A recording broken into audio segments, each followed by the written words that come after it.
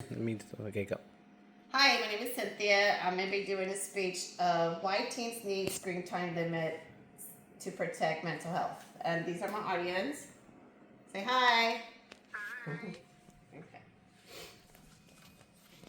It's final week. A college student sits in a library trying to study, but every few minutes she checks her phone, Instagram, TikTok, Snapchat. Her anxiety builds. She compares herself to influencers, sees friends hanging out without her, and feels overwhelmed. She's not just distracted, she's emotionally drained. Sounds familiar? According to Pew Research Center, 95% of young students use social media daily, and nearly 1 in 3 say they use it almost constantly. We might think of social media as a break from stress, but for many students, it's a source of anxiety, insecurity, and isolation. Let's look at why this matters, not just emotionally, but locally. Today, I want to talk about a growing crisis, one we often overlook. This speech reviews how excessive screen time threatens teen mental health and urges us to limit it before emotional damage becomes the norm. We are facing a mental health crisis on college campuses. Depression, anxiety, and burnout are rising fast. Psychology Abraham Maslow explains that humans are motivated by 5 levels of needs. After basic survival after basic survival, food, water, sleep, comes emotional needs, safety, belonging, and self-esteem. And that's exactly where social media is doing the most damage. Teens are exposed to cyberbullying and unrealistic comparisons, threatening their emotional safety. They feel excluded when they see friends hanging out without them, damaging their sense of belonging. They start to believe they start to believe they're not good enough, not attractive enough, not successful enough, crushing their self-esteem. According to the CDS Youth Center Behavior Survey, nearly 40% of high school students feel persistently sad and hopeless.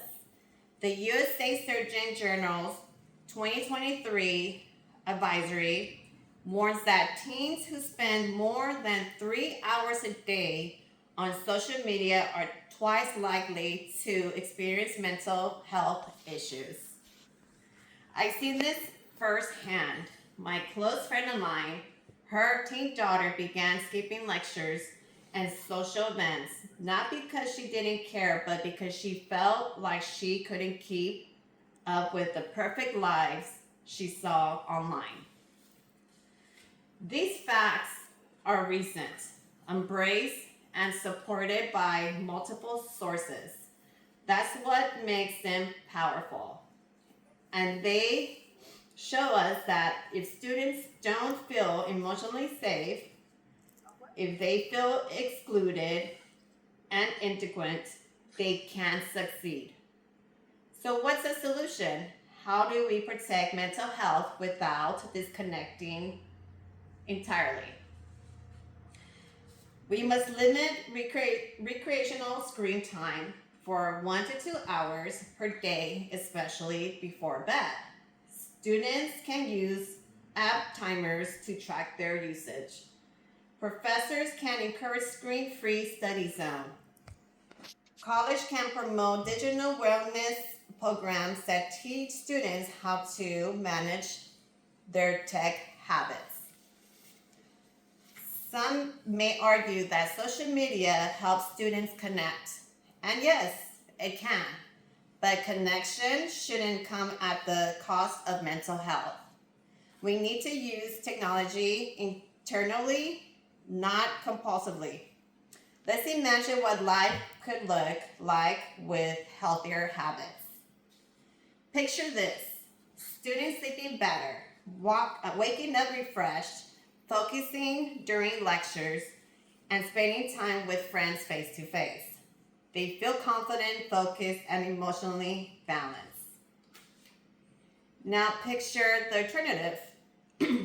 Students glued to screens, comparing themselves to influencers, feeling anxious, disconnected, and exhausted.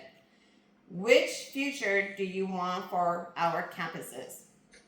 Now that we know the problem, the solution, here's how we can act starting today. Students, track your time.